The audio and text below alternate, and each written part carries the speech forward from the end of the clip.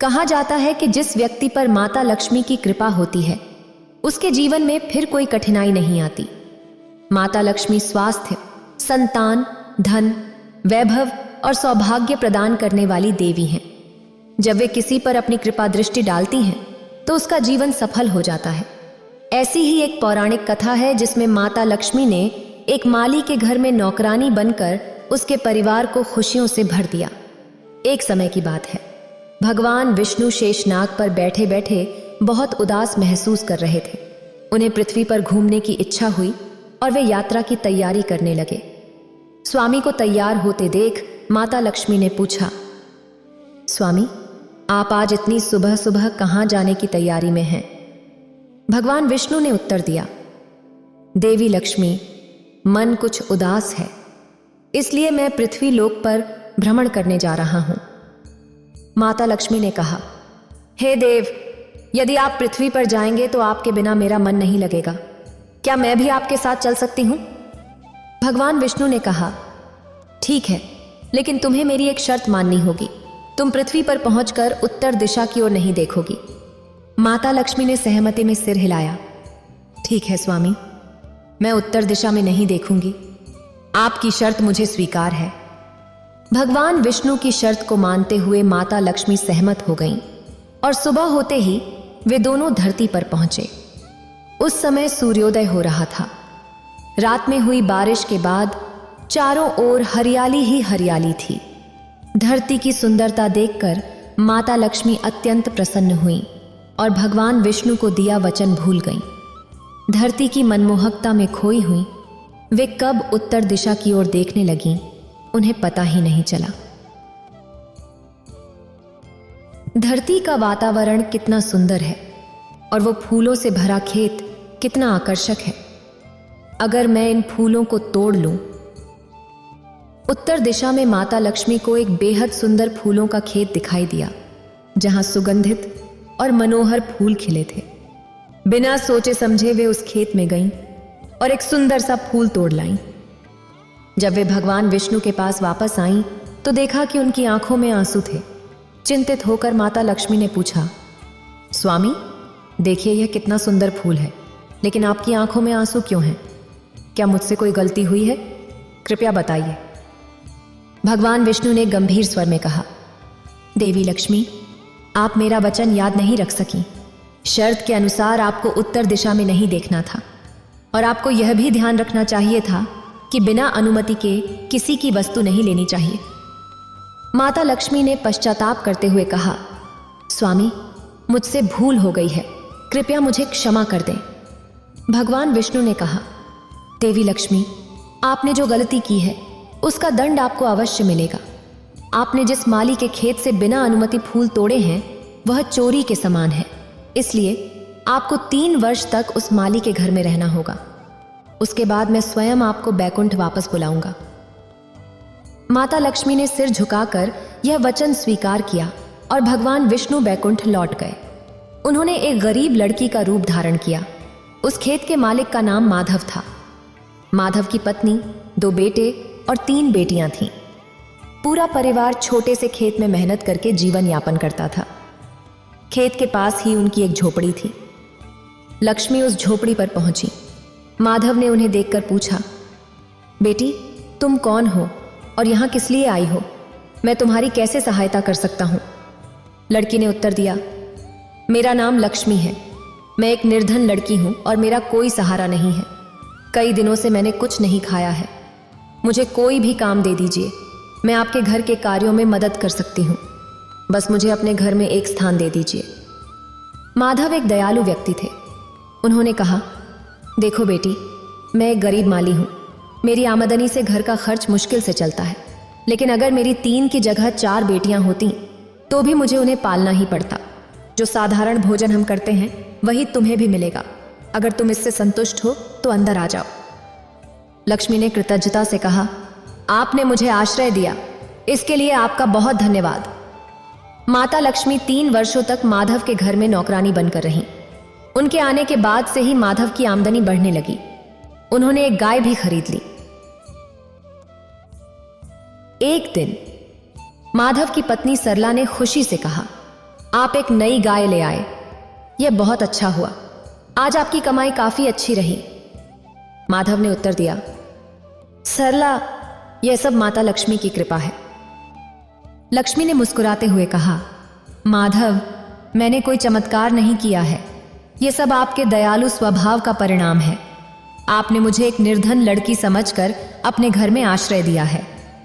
समय के साथ माधव की आमदनी और बढ़ती गई। उसने नई जमीनें खरीदी और एक बड़ा पक्का घर भी बनवा लिया। अब उसके परिवार के पास सभी सुख सुविधाएं, आभूषण, वस्त्र और धन संपदा थी। लक्ष्मी माधव के घर और खेत में काम करती रही। एक दिन माधव ने सोचा कि यह सब लक्ष्मी के आने के बाद से ही हो रहा है। जब से वह उनके घर आई है, उनकी किस्मत बदल गई है। लक्ष्मी के बारे में सोचते हुए एक दिन जब वह खेत से लौटकर घर आया तो उसने अपने घर के द्वार पर देवी स्वरूप आभूषणों से सजी एक लड़की को खड़ा देखा। ध्यान से देखने पर उसने पहचाना कि यह उसकी मुंहबोली बेटी लक्ष्मी ही है, जो अब साक्षात माता लक्ष्मी के रूप में प्रकट हुई हैं। आश्चर्यचकित होकर उसने अपनी पत्नी सरला और बच्चों को बाहर बुलाया। पूरा परिवार माता लक्ष्मी को देखकर आश्चर्यचकित था। माधव और उसका परिवार माता लक्ष्मी के सामने हाथ जोड़कर क्षमा मांगने लगे। वे पछतावा करने लगे कि वे उन्हें पहचान नहीं पाए और अनजाने में उनसे घर और खेत का काम करवाते रहे। माता लक्ष्मी ने उन्हें आश्वस्त किया कि उन्होंने कोई गलती नहीं की है।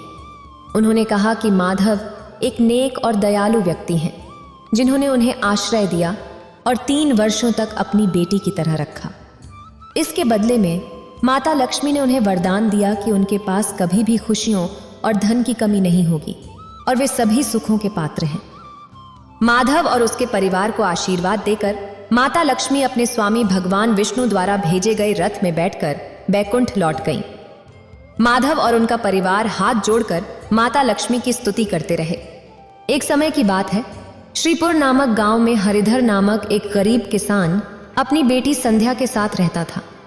संध्या की मां का देहांत हो चुका था और हरिधर ने ही अपनी बेटी का पालन पोषण किया था। संध्या अपने पिता की तरह रोज मंदिर जाकर पूजा करती और नियम पूर्वक पीपल के पेड़ पर जल चढ़ाती थी। उस पीपल के पेड़ पर देवी लक्ष्मी का वास था। एक दिन जब संध्या पीपल के पेड़ पर जल चढ़ाने गई तो उसने देखा कि लाल वस्त्र और आभूषणों से सजी एक देवी वहां खड़ी हैं। संध्या उन्हें देखकर आश्चर्यचकित हो गई। उसने विनम्रता से पूछा कि वे कौन हैं, क्योंकि उसने उन्हें पहले कभी वहां नहीं देखा था। देवी मुस्कुराते हुए बोली, मैं स्वयं देवी लक्ष्मी हूं और इस पीपल के पेड़ पर मेरा वास है। मैं तुम्हें प्रतिदिन पूजा करते और जल चढ़ाते देखती हूं और तुम्हारे गुणों से प्रभावित हूं, इसलिए मैं तुम्हारी सहेली बनना चाहती हूं। संध्या ने आश्चर्य और प्रसन्नता से पूछा, क्या आप सचमुच मेरी सहेली बनेंगी? देवी लक्ष्मी ने कहा कि यदि वह चाहे तो वे सहेलियां बन सकती हैं। संध्या ने विनम्रता से बताया कि वह अपने पिता से बिना पूछे कोई भी कार्य नहीं करती, इसलिए पहले उनसे आज्ञा लेकर आएगी। देवी लक्ष्मी ने उसकी बात की प्रशंसा की और कहा, यह और भी अच्छी बात है कि तुम अपने पिता की आज्ञा का पालन करती हो। कल अनुमति लेकर आना। मां लक्ष्मी से मिलकर संध्या घर लौटी और अपने पिता को सारी बात बताई। हरिधर ने आश्चर्य और प्रसन्नता से कहा, यह तो बहुत अच्छी बात है कि मां लक्ष्मी स्वयं तुम्हारी सहेली बनना चाहती हैं। तुम्हें उनकी सहेली बनना स्वीकार करना चाहिए। यह तुम्हारे लिए बहुत सौभाग्य की बात है। अगले दिन पिता की आज्ञा पाकर संध्या ने देवी लक्ष्मी की सहेली बनना स्वीकार कर लिया। धीरे धीरे वे दोनों घनिष्ठ सहेलियां बन गईं। एक दिन लक्ष्मी जी संध्या को अपने घर ले गईं। उनका निवास स्थान देखकर संध्या चकित रह गई। उसने देखा कि लक्ष्मी जी का घर अत्यंत सुंदर और सभी धन धान्य से भरपूर है। लक्ष्मी जी ने उसे बताया, यहां तुम्हें किसी भी चीज की कोई कमी नहीं होगी। जो भी खाना चाहो वह खा सकती हो। आज तुम मेरी सहेली के रूप में मेरे घर आई हो, इसलिए मैं तुम्हारा दिल खोलकर स्वागत करूंगी। माता लक्ष्मी ने संध्या की खूब आवभगत की और उसे अनेक प्रकार के भोजन परोसे। संध्या ने इससे पहले कभी ऐसी खातिरदारी नहीं देखी थी। संध्या ने मन ही मन सोचा, देवी लक्ष्मी ने मेरी इतनी खातिरदारी की है, मैं बहुत भाग्यशाली हूं कि वे मेरी सहेली हैं। लक्ष्मी जी ने प्रसन्न होकर कहा, मुझे यह देखकर बहुत खुशी हुई कि तुम प्रसन्न हो। क्या तुम मुझे दीपावली के पावन त्योहार पर अपने घर नहीं बुलाओगी? संध्या सोच में पड़ गई। वह लक्ष्मी जी को अपने घर बुलाना तो चाहती थी, लेकिन उसे चिंता थी कि वह उनका अच्छे से स्वागत नहीं कर पाएगी। उसके पास इतने साधन नहीं थे कि वह उनके लिए दीपावली पर पकवान बना सके, पर वह उन्हें मना भी नहीं कर सकती थी। लक्ष्मी जी ने संध्या को चिंतित देखकर पूछा, तुम किस सोच में डूबी हो? संध्या ने बताया, मैं बहुत गरीब हूं और आपके स्वागत में पूरी पकवान नहीं बना पाऊंगी, बस यही मेरी चिंता है। लक्ष्मी जी ने उसे समझाया, हम सहेलियां हैं और सहेलियों में अमीरी गरीबी का कोई स्थान नहीं होता, बल्कि प्रेम का महत्व होता है। तुम जो भी सच्चे मन से खिलाओगी, मैं उससे बहुत प्रसन्न होंगी। संध्या ने सहमति जताई और कहा, आप कल दीपावली पर मेरे घर आ जाएं। लक्ष्मी जी को दीपावली पर घर आने का निमंत्रण देकर संध्या घर लौटी, लेकिन वह उदास हो गई कि वह देवी लक्ष्मी का स्वागत कैसे करेगी। पूरी पकवान न सही, पर उसे कुछ तो बनाना चाहिए। संध्या को उदास देखकर उसके पिता हरिधर ने पूछा, बेटी तुम चिंतित क्यों हो? संध्या के पिता हरिधर ने उसे समझाया, बेटी चिंता मत करो, कल दीपावली का त्योहार है और लक्ष्मी जी ने स्वयं हमारे घर आने की इच्छा व्यक्त की है। तुम सच्चे मन से अपनी सहेली का स्वागत करो। मिट्टी से चौका लगाकर साफ सफाई करो, 4 बत्ती वाले दीपक जलाओ और लक्ष्मी जी का नाम लेकर पूजा में बैठ जाओ। संध्या ने पूछा, पिताजी क्या इससे लक्ष्मी जी प्रसन्न होंगी? पर घर में तो थोड़े से चावल और दाल ही हैं, मैं तो केवल खिचड़ी ही बना पाऊंगी। हरिधर ने मुस्कुराते हुए कहा, बेटी भगवान तो भक्त के प्रेम से वश में होते हैं, वे स्नेह से दिया गया एक निवाला भी स्वीकार कर लेते हैं। तुम लक्ष्मी जी का जिस भाव से स्वागत करोगी, वे उसी प्रेम से उसे ग्रहण करेंगी। तुम लक्ष्मी माँ का नाम लेकर पूजा में बैठ जाना और प्रेम से खिचड़ी बनाना। पिता की बात सुनकर संध्या प्रसन्न हो गई। अगले दिन दीपावली का त्योहार था। संध्या ने माँ लक्ष्मी का ध्यान करके खिचड़ी बनाई और पूजा में बैठकर उनके आने का इंतजार करने लगी। तभी किसी ने दरवाजा खटखटाया। संध्या ने दरवाजा खोला तो देखा कि एक बुजुर्ग महिला खड़ी थी। बेटी कुछ खाने को मिलेगा? बहुत भूखी हूं, बूढ़ी महिला ने कहा। संध्या ने जवाब दिया, माँ मेरी सहेली लक्ष्मी आने वाली हैं, उनके स्वागत के लिए मैंने खिचड़ी बनाई है, अगर आप चाहें तो मैं आपको वही परोस देती हूँ। संध्या ने उस बुजुर्ग अम्मा को खिचड़ी परोसी। अम्मा ने प्रसन्न होकर कहा, बेटी खिचड़ी बहुत स्वादिष्ट है, मेरा पेट भी भर गया और मन भी खुश हो गया। तुम सदा खुश रहो।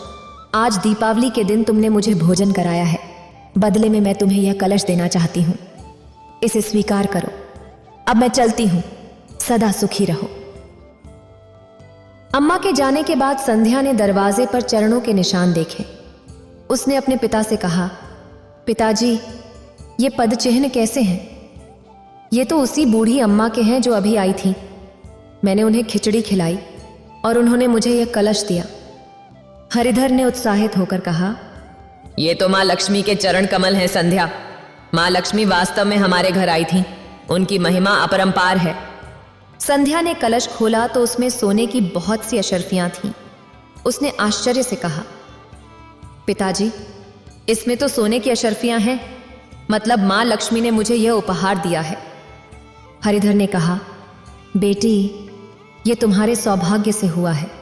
तुम सच में बहुत भाग्यशाली हो कि दीपावली के शुभ दिन माँ लक्ष्मी हमारे घर आईं और तुम्हारे जीवन के सभी दुख दूर कर दिए। उस दिन के बाद हरिधर और संध्या के सारे कष्ट मिट गए। वास्तव में माँ लक्ष्मी इतनी कृपालु हैं कि जहां भी जाती हैं वहां धन धान्य और सुख समृद्धि की वर्षा हो जाती है। दीपावली के दिन लक्ष्मी गणेश की पूजा करने से सुख, समृद्धि और वैभव की प्राप्ति होती है। मनुष्य के सभी पाप नष्ट हो जाते हैं और माँ लक्ष्मी तथा भगवान गणेश का आशीर्वाद सदा उस परिवार पर बना रहता है। जानकी एक गरीब महिला थी जो एक छोटा सा ढाबा चलाती थी। उनके पति की एक दुर्घटना में रीढ़ की हड्डी टूट गई थी, जिसके कारण वे बिस्तर से उठ नहीं पाते थे। तब से पति और 2 बच्चों की जिम्मेदारी जानकी ने अकेले ही संभाल रखी थी। वह ढाबे पर पूरे दिन मेहनत करती और जो भी कमाई होती उससे घर का खर्च चलाती थीं। कुछ दिनों से जानकी के ढाबे पर एक बुजुर्ग महिला रोजाना खाना खाने आने लगी थी। उस गरीब महिला के पास खाने के पैसे नहीं होते थे, इसलिए जानकी उन्हें मुफ्त में ही खाना खिलाती थी। लो अम्मा, आराम से खाना खाओ, मैं तुम्हारे लिए रायता और ठंडा पानी लाती हूं, जानकी कहती। जीती रहो बेटी, भगवान तुम्हारा भला करे। तुम मुझे एक लाचार बूढ़ी को रोज भरपेट खाना खिलाती हो, यह सबसे बड़ा पुण्य का काम है, बुजुर्ग महिला कहती। धन्यवाद अम्मा, मुझे आपकी दुआओं की बहुत जरूरत है, बस आपके आशीर्वाद से मेरा यह ढाबा चलता रहे, जानकी जवाब देती। हाँ बेटी, ऐसा ही होगा। जो दूसरों की मदद करता है, ईश्वर उसकी हमेशा सहायता करते हैं। दिन इसी तरह बीतते गए। जानकी रोज सुबह अपने पति को दवाई और खाना देकर बच्चों को स्कूल भेजती और फिर अपने ढाबे पर पहुंच जाती। पूरा दिन ढाबे पर मेहनत करती और रात को थकी हारी घर लौटती। उसके पति कहते, जानकी तुम कितनी अच्छी हो, तुम मेरी और बच्चों की कितनी सेवा करती हो। सारा दिन घर का भी काम, ढाबे पर भी काम, तुम कितना थक जाती होगी। जानकी मुस्कुराकर जवाब देती, जब आप और बच्चे मेरे साथ बातें करते हैं तो मेरी सारी थकान मिट जाती है। बातों बातों में कब जानकी को नींद आ जाती उसे पता ही नहीं चलता।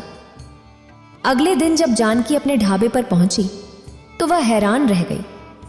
उसके ढाबे के सामने एक नया ढाबा खुल गया था और लोग अब वहां जुटने लगे थे।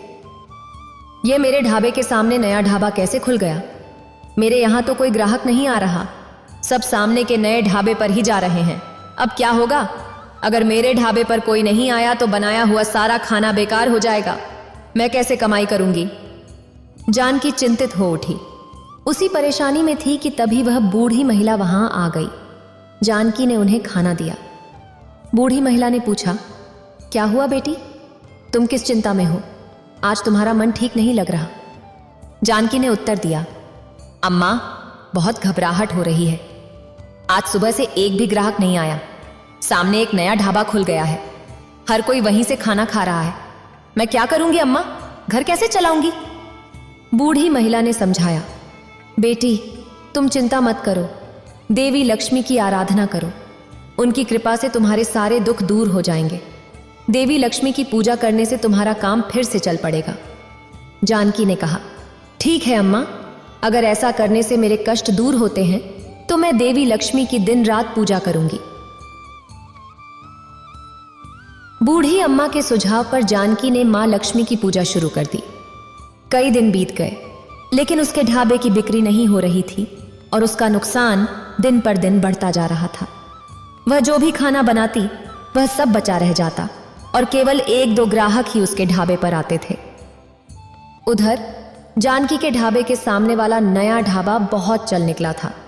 उसका मालिक बहुत खुश था और उसे अपने ऊपर घमंड होने लगा था। उसने सोचा, शुरुआत में मैंने ग्राहकों को शुद्ध और ताजा भोजन दिया, अब अगर थोड़ी सी मिलावट भी कर दूं तो किसी को क्या पता चलेगा। उसने भोजन में मिलावट करनी शुरू कर दी। उसके खिलाफ कई शिकायतें आने लगीं। पुलिस ने उसके ढाबे की जांच की तो पता चला कि वह खाने में मिलावट करता था और बासी खाना लोगों को खिलाता था। भोला एक गरीब रिक्शा चालक था जो रोज मेहनत करके अपने परिवार का पालन पोषण करता था।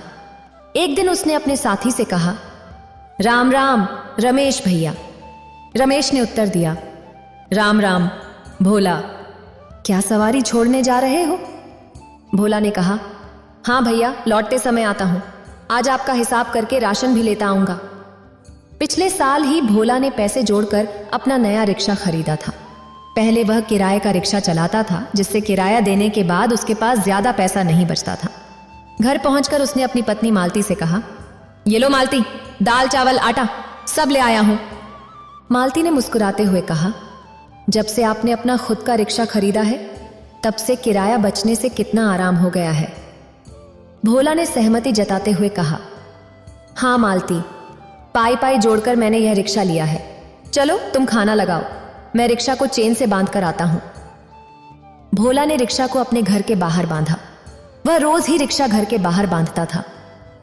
उस दिन धनतेरस का दिन था। अगली सुबह जब भोला उठा तो उसके दोनों बच्चे दिवाली के पटाखों की जिद करने लगे। उन्होंने कहा, पिताजी, इस दिवाली हम पटाखे और फुलझड़ी जलाएंगे ना? भोला ने मुस्कुराते हुए जवाब दिया, हाँ बच्चों, कल छोटी दिवाली है। मैं तुम दोनों के लिए नए कपड़े, मिठाई और पटाखे खरीद कर लाऊंगा। मालती ने चिंतित होकर कहा, सुनिए, बच्चों की बातों में आकर कहीं ऐसा ना हो कि आप ज्यादा काम कर लें और फिर आपके कंधे दर्द करने लगें। अपनी सेहत का भी ख्याल रखना है। भोला ने आश्वासन दिया, तुम बेकार में चिंता करती हो। दिवाली का त्योहार है तो बच्चों के लिए थोड़ी मेहनत ज्यादा कर लूंगा। अच्छा, मैं काम पर जा रहा हूं। भोला ने अपने बच्चों के लिए दिवाली के पटाखे और मिठाई का वादा किया था, लेकिन रिक्शा चोरी हो जाने के बाद उसका दिल टूट गया था। किराए का पुराना रिक्शा लेकर उसने किसी तरह अपना काम चलाने की कोशिश की, पर कोई सवारी नहीं मिली और लोगों की टिप्पणियां उसके दिल को और भी चोट पहुंचा रही थीं। उसी दौरान जब उस बूढ़े दंपत्ति ने लक्ष्मी गणेश की मूर्ति बेचने की कोशिश की, भोला ने दया कर उनके पास केवल 20 रुपए बचने के बावजूद मूर्ति खरीद ली और उन्हें अपने घर ले आया। भोला ने बूढ़ी अम्मा और बाबा को घर में शरण दी और उसकी पत्नी मालती ने प्रेम पूर्वक उन्हें भोजन कराया। बूढ़े दंपत्ति खाने के बाद अत्यंत संतुष्ट और प्रसन्न दिख रहे थे। खाना समाप्त होने के बाद बूढ़ी अम्मा ने अपने साथी से कहा, गणेश, अब समय आ गया है कि हम अपने असली रूप में आ जाएं। भोला और मालती ने जो प्रेम और सेवा हमें दी है, उसका आशीर्वाद इन्हें मिलना चाहिए। तभी अचानक बूढ़ा व्यक्ति और बुजुर्ग महिला अपने दिव्य रूप में प्रकट हो गए। भोला और मालती हैरानी से देखते रह गए, क्योंकि वे और कोई नहीं बल्कि स्वयं माता लक्ष्मी और भगवान गणेश थे। माँ लक्ष्मी ने मुस्कुराते हुए कहा, भोला, तुम्हारी सेवा, दया और निस्वार्थ भाव ने हमें बहुत प्रसन्न किया है। दिवाली के शुभ अवसर पर हम तुम्हें आशीर्वाद देने आए हैं। भोला और मालती ने हाथ जोड़कर उन्हें प्रणाम किया और कहा, माँ, हमने तो केवल अपनी क्षमता भर सहायता की है। हमें यह नहीं पता था कि हम स्वयं देवी देवताओं की सेवा कर रहे हैं। माँ लक्ष्मी ने आशीर्वाद देते हुए कहा, भोला, तुम्हारी इस सेवा और निस्वार्थता का फल यह है कि तुम्हारे सभी दुख दूर होंगे। मैं तुम्हें ऐसा आशीर्वाद देती हूं कि अब कभी भी तुम्हें किसी चीज की कमी नहीं होगी। तुम और तुम्हारा परिवार सुख समृद्धि से भरा रहेगा। भगवान गणेश ने भी आशीर्वाद देते हुए कहा, भोला, तेरे जीवन में कभी कोई विघ्न या संकट नहीं आएगा। हर दिवाली तेरे घर में खुशियां और धन धान्य का भंडार होगा। भोला और मालती ने आंखों में आंसू लिए माता लक्ष्मी और भगवान गणेश का धन्यवाद किया। उसी पल एक दिव्य प्रकाश में वे दोनों अंतर्ध्यान हो गए। अगले दिन जब भोला ने बाहर देखा तो उसे एक नया, सुंदर और सजीला रिक्शा दिखाई दिया। यह देखकर उसकी खुशी का ठिकाना नहीं रहा। उसके बच्चों को नए कपड़े, मिठाइयां और पटाखे भी घर में रखे मिले, जो मानो दिव्य वरदान की तरह वहां प्रकट हो गए थे। उस दिवाली के बाद से भोला और मालती का जीवन पूरी तरह बदल गया। अब उनके पास सुख संपत्ति की कोई कमी नहीं रही और हर दिवाली उनका घर खुशियों से भर जाता। भोला ने समझ लिया था कि सच्चे मन से किए गए पुण्य कार्य कभी व्यर्थ नहीं जाते और ईश्वर हर उस व्यक्ति के पास आते हैं जो सच्चे दिल से सेवा करता है। भोला और मालती आश्चर्य से यह सब सुन रहे थे। देखते ही देखते बूढ़ी अम्मा देवी लक्ष्मी और बूढ़े बाबा भगवान गणेश के रूप में प्रकट हो गए। यह देखकर उनकी खुशी का ठिकाना नहीं रहा। भोला ने हाथ जोड़कर कहा, लक्ष्मी गणेश मेरे गरीब घर आए, मैं आपको पहचान नहीं सका, कृपया मुझे क्षमा करें। आपके दर्शन पाकर हमारा जीवन सफल हो गया। भगवान गणेश ने कहा, भोला, हम दिवाली के दिन भक्तों की परीक्षा लेने धरती पर आए थे। जो भक्त निस्वार्थ भाव से सेवा करता है, हम उसे आशीर्वाद देने अवश्य आते हैं।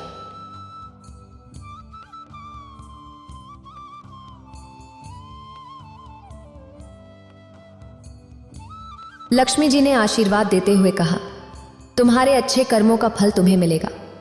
उनके आशीर्वाद से भोला और मालती के घर के बर्तन सोने के सिक्कों से भर गए। लक्ष्मी गणेश उन्हें आशीर्वाद देकर स्वर्ग लोक लौट गए। उस दिन से भोला की जिंदगी खुशियों से भर गई। कहते हैं मनुष्य को उसकी नेकी का फल अवश्य मिलता है, इसीलिए जब भी अच्छे कर्म करने का मौका मिले उसे गंवाना नहीं चाहिए। प्रभु सदैव हमारी परीक्षा लेते रहते हैं, इसलिए अच्छे कर्म करते रहना चाहिए। अगले दिन बड़ी दिवाली थी। भोला ने परिवार के साथ मिलकर लक्ष्मी गणेश का पूजन किया। मिठाई, कपड़े, पटाखे सब कुछ देखकर उसके बच्चे बहुत खुश थे। चंद्रभान एक गरीब चूड़ी वाला था। वह और उसकी पत्नी निर्मला रोजाना हाथ से चूड़ियां बनाते थे। चंद्रभान सिर पर टोकरा उठाए गली गली घूमकर चूड़ियां बेचता था। दोनों लक्ष्मी जी की बहुत पूजा अर्चना करते थे। एक दिन चंद्रभान ने कहा, जय लक्ष्मी मैया, आपकी सदा जय हो। निर्मला ने पूछा, क्या हुआ, आज तुम चिंता में दिख रहे हो? चंद्रभान ने उत्तर दिया, गांव में बड़े बाजार लगने वाले हैं। सोच रहा था त्योहारों में बिक्री अच्छी होगी, लेकिन बड़े व्यापारी मुझे वहां बैठने नहीं देंगे, इसी चिंता में हूं। निर्मला ने उसे ढांढस बंधाया, कोई बात नहीं, वैसे भी वे लोग अच्छे नहीं हैं, हम उनसे दूर रहें तो ही अच्छा है। ये लो, चूड़ियां टोकरी में रखती हैं। तुमने देवी लक्ष्मी की आज की चूड़ियां अलग रख दी ना? चंद्रभान ने मुस्कुराते हुए कहा, हाँ, मैंने उनकी लाल हरी चूड़ियां पहले ही उन्हें पहना दी हैं। मैं सब कुछ भूल सकता हूं, पर देवी लक्ष्मी को रोजाना चूड़ियां पहनाना नहीं भूलता।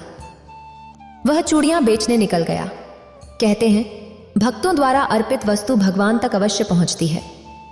निर्मला और चंद्रभान की चढ़ाई हुई चूड़ियां मां लक्ष्मी तक पहुंच रही थीं, जिसकी उन्हें खबर नहीं थी। मां लक्ष्मी ने भगवान विष्णु से कहा, देखिए स्वामी, मेरे भक्तों ने कितनी सुंदर चूड़ियां भेजी हैं। भगवान विष्णु ने कहा, वे बहुत मेहनत से इन्हें बनाते हैं, अब तुम्हें भी उन्हें कुछ देना चाहिए। लक्ष्मी जी ने मुस्कुराकर कहा, स्वामी, समय आने पर अवश्य दूंगी।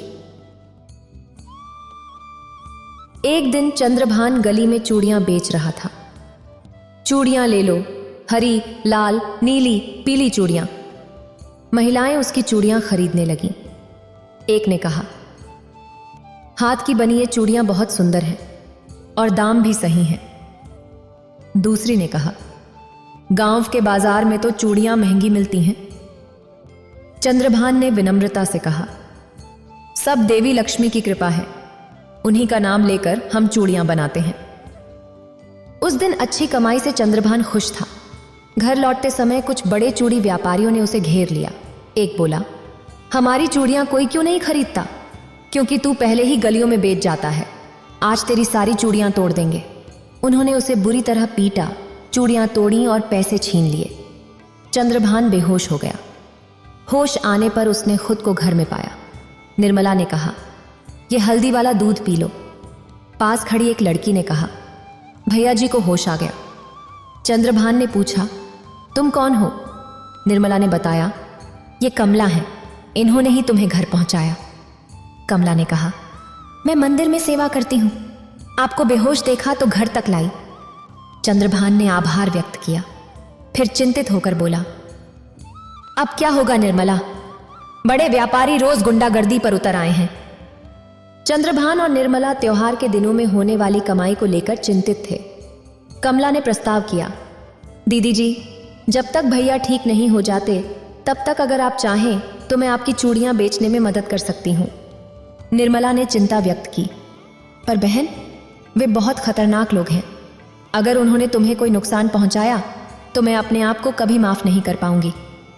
कमला ने आश्वस्त किया, आप चिंता मत करो दीदी, मुझे कुछ नहीं होगा, बस आप कल मुझे चूड़ियां बनाकर दे देना, फिर मैं उन्हें बाजार में बेचूंगी। मुझे आपकी सहायता करने से बहुत खुशी होगी।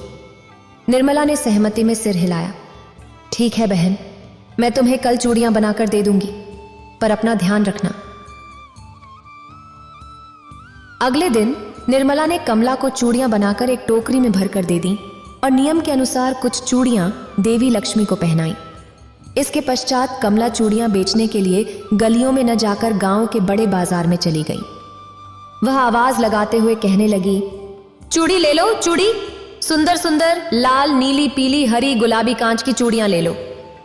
बाजार के बड़े चूड़ी व्यापारियों ने उसे देखकर कहा, अरे ये कौन है नई लड़की? चूड़ियां बेचने आई हैं। क्या इसे पता नहीं कि यह बाजार हम जैसे चूड़ी व्यापारियों के लिए है? दूसरे ने कहा, लगता तो ऐसा ही है, और ग्राहक तो इसकी चूड़ियां खरीदते ही जा रहे हैं। आखिर इसके आसपास इतनी भीड़ कैसे है? उन्होंने निर्णय लिया, भाई चलो इसे यहां से हटाते हैं। वे कमला के पास गए और बोले, अरे हटो हटो, जाओ यहां से, कोई इससे चूड़ी नहीं खरीदेगा। जो भी चूड़ी खरीदनी है हमारी दुकान पर आओ।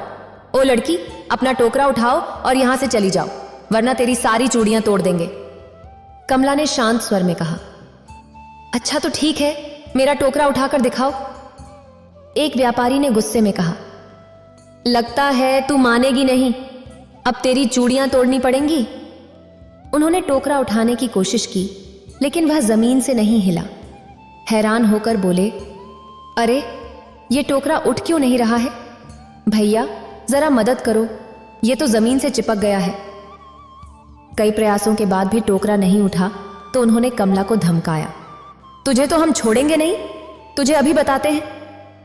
कमला ने मुस्कुराते हुए कहा, चलो तुम्हें हवा की सैर कराती हूं। अचानक वे सभी हवा में लटकने लगे और घबराकर बोले, कोई बचाओ, ये धरती घूम रही है या हम घूम रहे हैं? हमें माफ कर दो बहन, हम आज के बाद ऐसी गलती नहीं करेंगे। हमें नीचे उतारो, हम तुमसे माफी मांगते हैं, हमसे अब सहन नहीं हो रहा। कमला ने कहा, एक शर्त पर तुम्हें नीचे उतार दूंगी। पहले वादा करो कि चंद्रभान चूड़ी वाले को तुम बिल्कुल भी तंग नहीं करोगे, और न ही उसके जैसे किसी और गरीब को। नहीं तो तुम्हारा फिर से यही हाल करने में जरूर आऊंगी। मेरी तुम पर नजर रहेगी। उन्होंने घबराकर कहा, हम वादा करते हैं बहन, हम आज के बाद चंद्रभान तो क्या, किसी भी गरीब मजदूर को बिल्कुल भी तंग नहीं करेंगे। हम अपने काम से काम रखेंगे। चूड़ी वालों ने कमला से माफी मांगी। कमला खुशी खुशी सारी चूड़ियां बेचकर घर पहुंची और निर्मला को चूड़ियों के बदले ढेर सारे रुपए दिए। उसने उत्साहित होकर कहा, देखो दीदी जी, आज मैंने सारी चूड़ियां बेच दी, और मैंने उन चूड़ी वालों की ऐसी खबर ली है कि वे आज के बाद भैया जी को बिल्कुल भी तंग नहीं करेंगे। वो देखो, वे तो भैया जी से माफी मांगने भी आए हैं। चंद्रभान के पास आकर वे बोले, चंद्रभान भैया, हमें माफ कर दो। आज के बाद आप भी हमारे साथ बड़े बाजार में चूड़ियां बेचने जरूर आ सकते हो, हम आपको कभी नहीं रोकेंगे। दूसरे ने कहा, हाँ चंद्रभान भैया, हमें अपनी गलती का एहसास हो गया है, हम आपसे माफी मांगने आए हैं, हमें माफ कर दो। चंद्रभान ने उदारता से कहा, कोई बात नहीं भैया, मैंने आपकी किसी बात का बुरा नहीं माना, माफी मांगने की कोई आवश्यकता नहीं है।